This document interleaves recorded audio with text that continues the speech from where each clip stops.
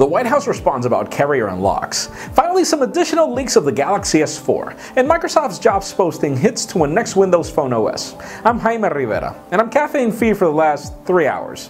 This is Pocketnow Daily.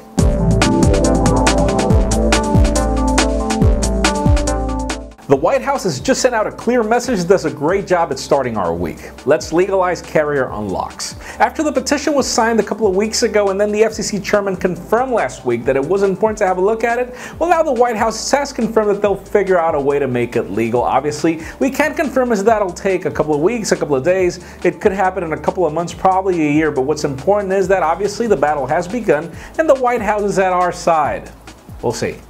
Now let's talk about Microsoft and Windows Phone. New rumors have the company working on 3 different upgrades to Windows Phone coming soon, but 2 of these are actually just minor upgrades. The last one is actually Windows Phone Blue, which is the code name for the next version of the operating system, though we don't know if that's going to be 8.5, 8.1, or whatever. Now the first one of these minor upgrades is going to happen in May, according to some leaks, but other new rumors on a job posting state that the final version, which is codenamed Blue, will happen in the fall or the holiday season. And just for the record, I mean, it happens every year. It's just great to see that Microsoft is not announcing something now for it to be launched by the end of the year. We'll keep you posted. Now let's talk about Samsung. Those of you who joined me in liking the Galaxy Note 8 that we saw at MWC 2013, well, we only saw it in white at the trade show, but the interesting news is that new leaks have a black version coming out soon of the Galaxy Note 8. Though we obviously need the white one to come out first, but the point being is that apparently this comes in matte color and not really the shiny white that we saw at MWC. So it's interesting to see what Samsung brings to the table, but obviously we'll keep you posted. We have no dates just yet for either one of these versions, at least not specific. And for those of you who thought that bypassing the lock screen only happened on iOS devices, well, think again. New reports prove that it's also happening on Samsung Galaxy devices.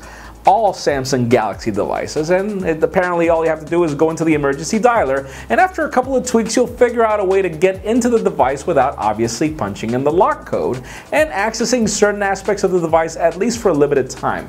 It's hard to know when Samsung will fix this because we do know that upgrades to the Galaxy lineup in most cases depend on carriers, so just stay tuned, and for now, don't lend your phones to anybody. And finally, for the interesting news of the day, can you believe we finally have some Galaxy S4 leaks? Believe it or not, this company has done a fabulous job at keeping their device a secret, but now we do have some reports that the company has been working on a new eye-controlling technology that will allow you to scroll with your eyes. Yeah, you can currently use Smart Stay to leave the display on, but we kind of wonder what you're going to do by controlling your device with your eyes, aside from getting a headache. But that leads me to the question of the day.